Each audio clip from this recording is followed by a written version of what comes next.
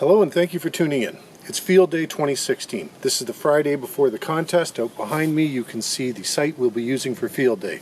My objective is to get a shelter set up. The weather forecast is really good, although hot. Temperatures up around 30 degrees Celsius, both Saturday and Sunday. And I think that works out to about 90s Fahrenheit. So it's going to be warm. This is going to be an interesting thing. We're running completely battery powered. The first time I've ever come to this particular site and run Field Day. So getting excited. The weather's going to be good. There's no pouring rain like last year. I'm going to set up a couple of my telescopic poles and a end-fed wire running between them in a semi-sloping / horizontal configuration. I got a lot of work to do, so I'm going to get started. It's about 8:30 Saturday morning, and here's what our station looks like so far from the exterior. Number one, you'll see a shelter configuration in the lower left of the frame.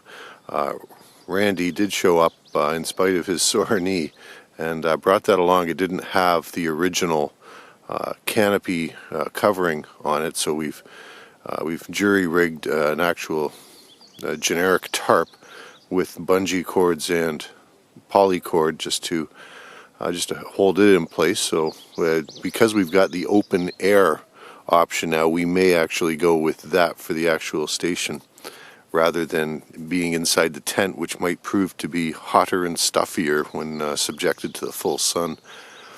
Over to the left hand side, just beyond the shelter, you're going to see one of my Jackite 31-foot telescopic fiberglass poles.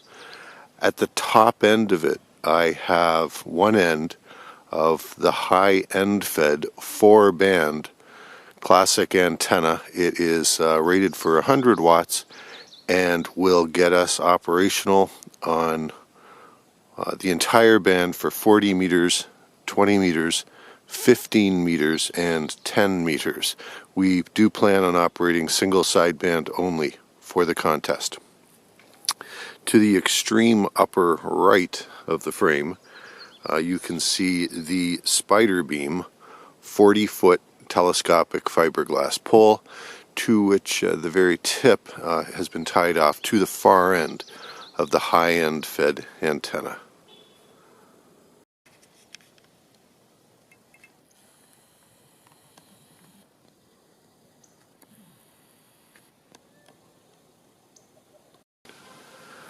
Okay, special guest appearance at the VE3 TWM/VE3 OZR Field Day 2016.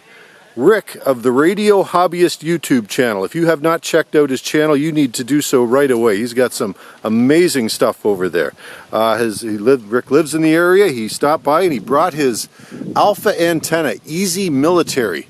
Is that it? Is that what it's called? Yeah, EZ, you know the. Yeah, that's the American. It's I would call it EZ, but it's EZ. So the two letters E. I call it Echo Zulu. Yeah. Echo Zulu. That does it. Yeah, absolutely.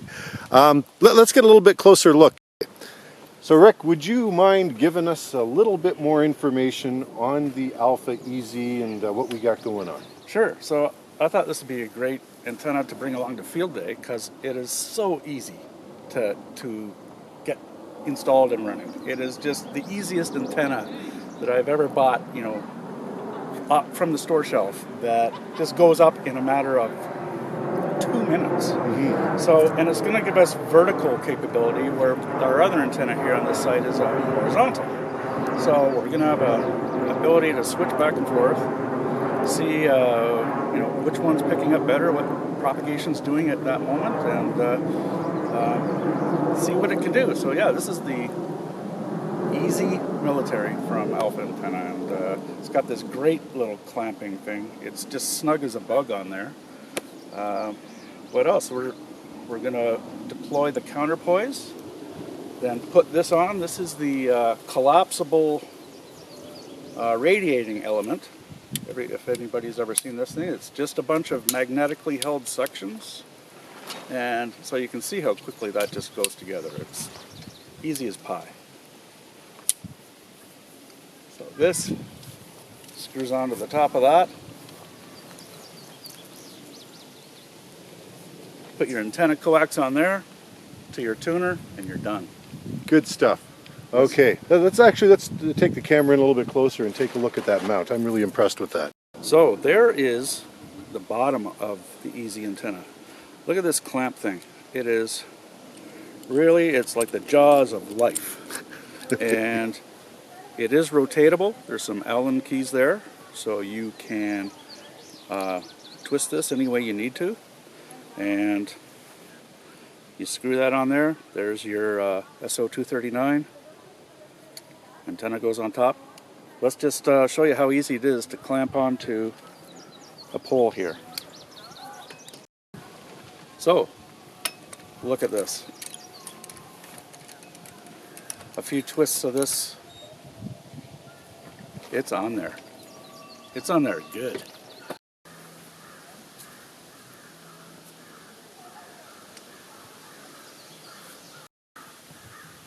There it is, looking pretty good, Rick. So, we've got the antenna hooked up now. Brought this little toy to field day. This is a UKITS antenna analyzer. FG-01, 1 to 60 megahertz. You plug your antenna in here, turn it on, and this little tiny display shows you your antenna response, SWR, impedance. So let's go down here, and let me just change the bandwidth that I'm plotting. So there is, I'm centered on 13.5 megahertz. Let's change that.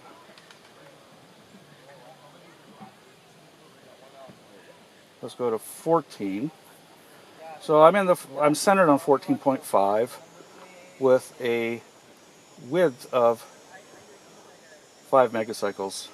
Kind of wide right now, but I just want to show you the plot nicely. And so right now we can see that at this frequency we have a SWR of 2.2 and an impedance of 22 ohms.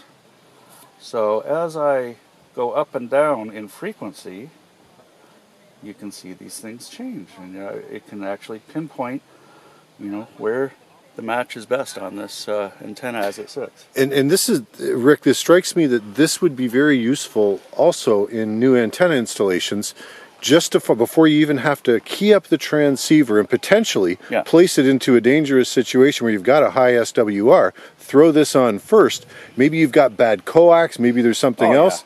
This could alert first. you. And that's when you're going to be like tweaking your antenna a bit, like maybe snipping off the ends, getting it resonant. This is going to show you how you're affecting the SWR and the impedance. Exactly. Nice. And it goes all the way up to 60 megahertz. Fun little piece of kit. And it's funny, when you have your radio on, if you had a radio on here beside it, you'd hear it going whoop, whoop, whoop, because it's sweeping through all the frequencies. Oh, that's interesting. I love that.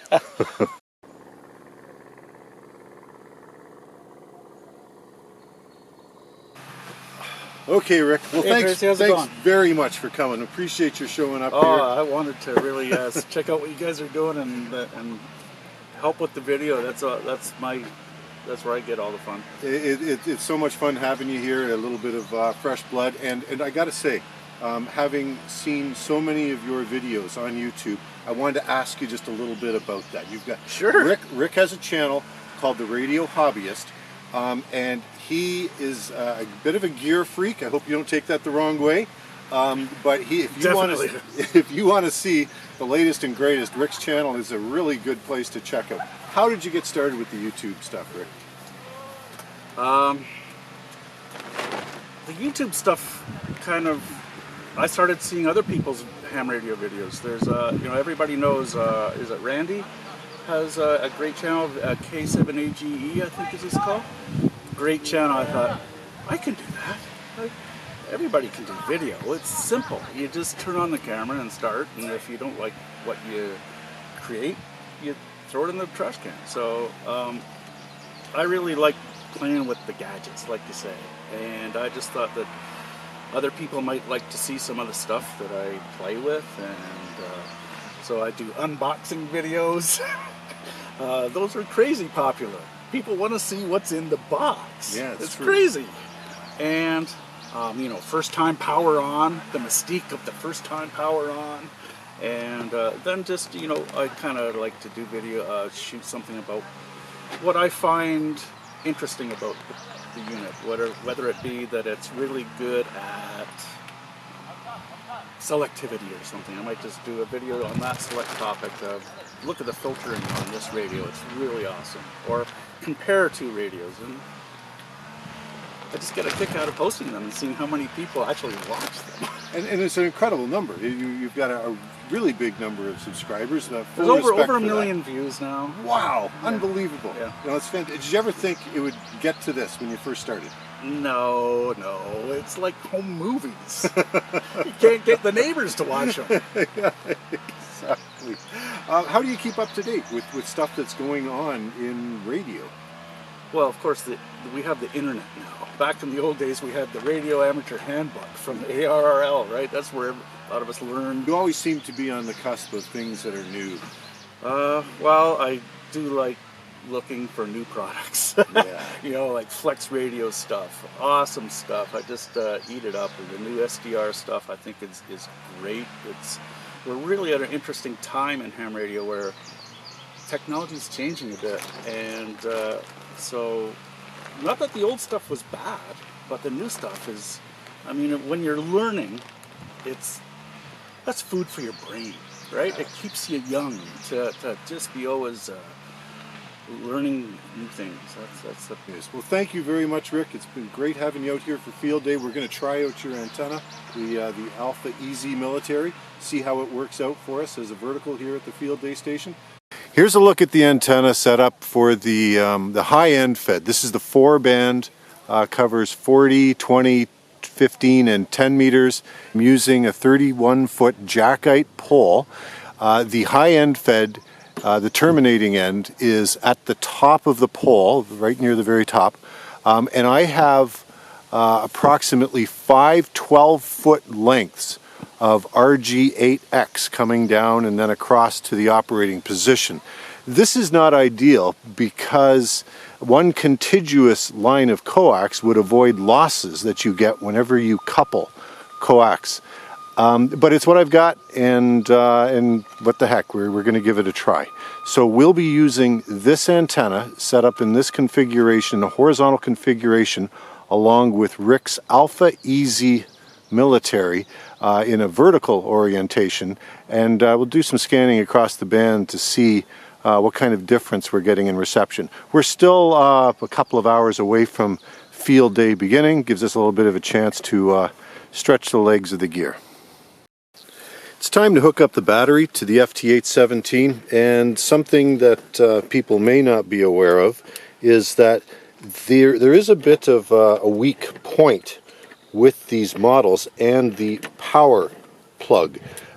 You can see it uses a right angle connector on the power cord itself, and you do have to be careful when inserting and removing it, and also making sure that during operation there isn't a lot of strain placed on this connector, because the connector on the inside has the propensity to break if a lot of pressure is placed upon it.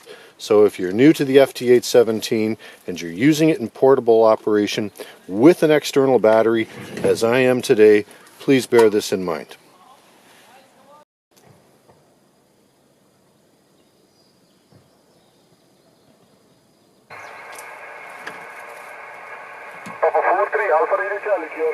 Victor Echo 3, Tango Whiskey Mike. Tango Whiskey something? Victor Echo 3, Tango Whiskey Mike. Victor Echo 3, Tango Whiskey Mike,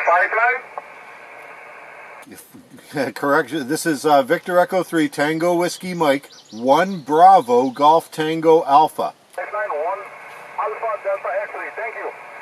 Thank you and good luck.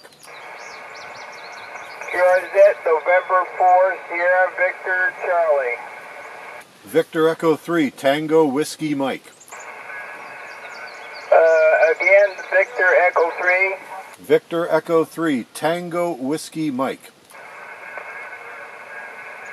Victor Echo 3, Tango Whiskey Mike. please copy 5 Echo North Florida. QSL? Copy 5 Echo North Florida. Thank you. Please copy 1 Bravo Golf Tango Alpha. I've got 1 Delta and I need to. I'm having a hard time hearing that. Yeah, sorry about my station class is 1 Bravo, 1 battery.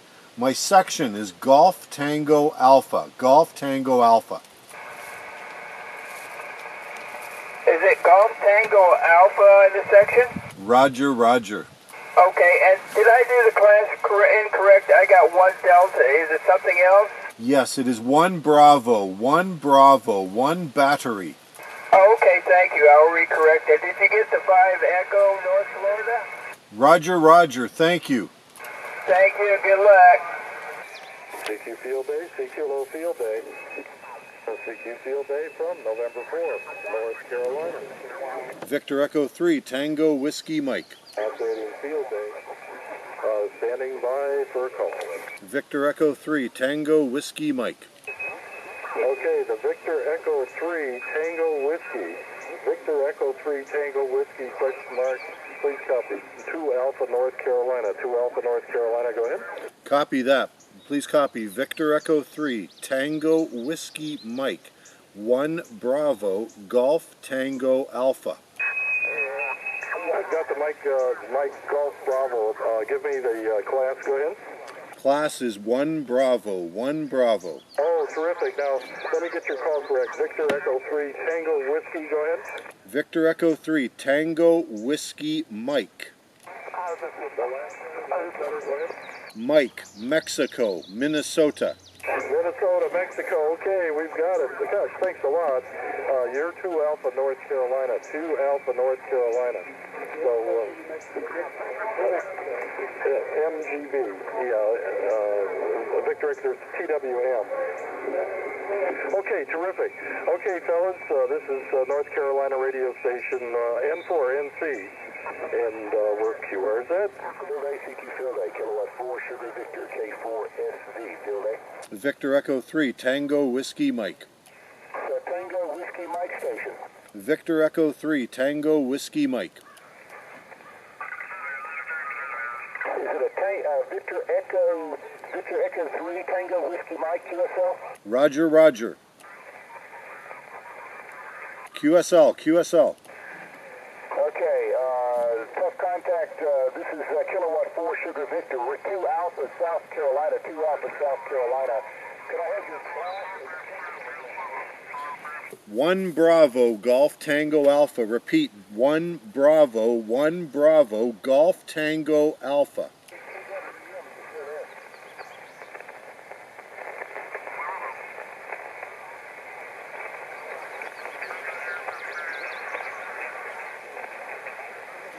The bottom just dropped out. This has been happening all day.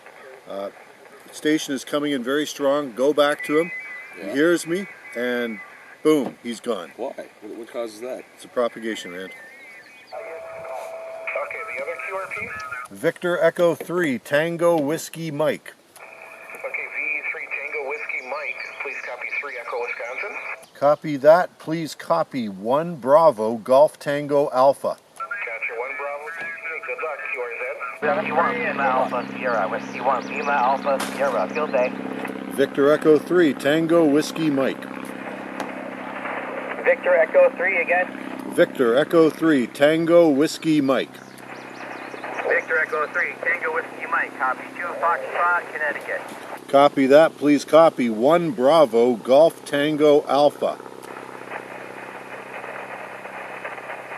Okay, I got 1 Bravo, Golf Tango Alpha. Thanks. Good luck. Thank you. Good luck.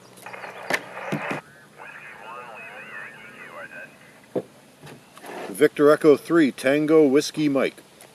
Victor Echo 3 Tango Whiskey Mike. You're 2 Alpha Rhode Island. Copy that. Please copy 1 Bravo, Golf Tango Alpha. Copy 1 Bravo, Golf Tango Alpha. 7-3, good luck. Thank you. Good luck. CQ Field Day, CQ Field Day. Whiskey 1, Charlie Lima Alpha. Whiskey 1, Charlie Lima Alpha Field Day. Victor Echo 3, Tango Whiskey Mike. Victor Echo 3 station, please come again. Victor Echo 3 Tango Whiskey Mike. Victor Echo 3, sorry, I touched the last few letters. Tango Whiskey Mike. You are 3 Alpha Echo Mike Alpha. Do you copy? Copy. Please copy 1 Bravo Golf Tango Alpha. Sorry, what's your section again? Golf Tango Alpha, Greater Toronto Area.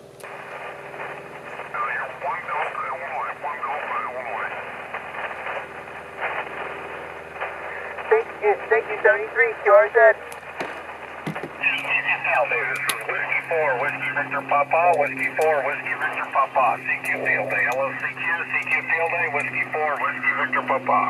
Victor Echo 3 Tango Whiskey Mike. Victor Echo 3, your call again? Victor Echo 3 Tango Whiskey Mike. Tango Whiskey Mike, thank you. You are 2 Alpha Victor Alpha, 2 Alpha Victor Alpha. Copy that. Please copy 1 Bravo Golf Tango Alpha.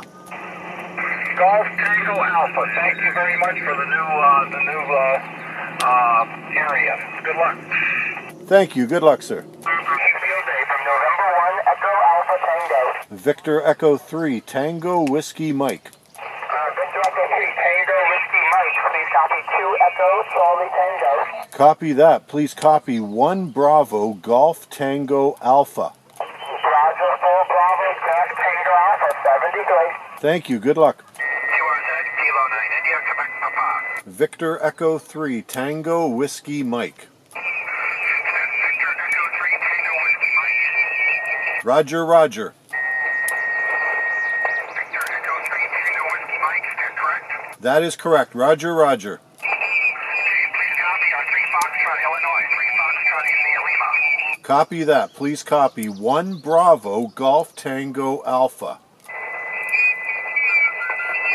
Echo 3 Tango Whiskey Mike, you're way down in the noise. Please be patient. We got your 1 Bravo, we need your section. Golf Tango Alpha. Golf Tango Alpha. Golf Tango Alpha.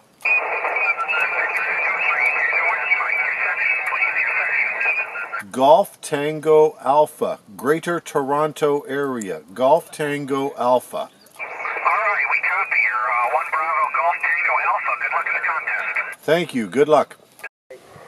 Action. Sunday morning, I've made 44 contacts to this point, and it's been really, really challenging. There is a lot of fading on both 40 meters and 20 meters, and this means that people are hearing my initial call, but likely due to the fact that I'm running QRP, when my signal fades, they're not hearing anything of me. And so I've had a lot of frustration. The people who are calling looking for contacts, I've been able to go back to, but not actually get the contact made. So all I can do is just keep on plowing through here on Sunday and see if I can get my contact total up. Okay, Rand. Field Day 2016 is now in the books. Indeed. Quite a bit different from last year. I'm grateful that you were able to show up as a result of your bum knee that kept you hobbling, but you pitched in, and I appreciate the effort. No problem. Oh, enjoyable. Weather was wonderful. No rain, no bugs. It was wonderful. Yeah, it was a little bit of bugs in the evening, a little bit of mosquitoes. Oh, yeah. I think I learned something interesting this past weekend. QRP during a contest like Field Days can be very effective. However, when the conditions of propagation are like they were this weekend with a lot of the fading, stations would hear my original call, but I'd come back to them with my exchange and they couldn't hear me anymore. Right. That became very frustrating. So my total count for the contest was down over last year. Last year I got 78, I believe, and this year we got 51. And I worked hard for each and every one of those contacts. So I still made contacts all throughout most of the eastern and central part of the continent. So the FT-817 did a great job. My high-end fed 4-band antenna did a good job. Sadly, 10 meters and 15 weren't open, so we had to spend the bulk of the time on 40 and 20 meters. What was your takeaway from the experience, Rand? Well, I was able to relax a lot. Tracy did most of the work. It's just nice hanging around like a ham weekend, and unfortunately I couldn't do a lot, but I just wanted to relax, just kind of nurse this sore knee of mine and read a few books. But we have a good site here. It's nice and open, bit of privacy, which is nice. The weather is perfect, warm, sunny. Camaraderie was great. We had Rick, what was his call sign? VE3CNU. CNU dropped by, very knowledgeable. Good to have him over. He stopped over for lunch and visit. And looking forward to next year's. Good stuff. Well, thanks for your help, Rand. That's a wrap for Field Day 2016 for the VE3TWM station. Thanks everyone for watching, and a special thank you to all the folks who have subscribed to my channel. Stay tuned for next adventures.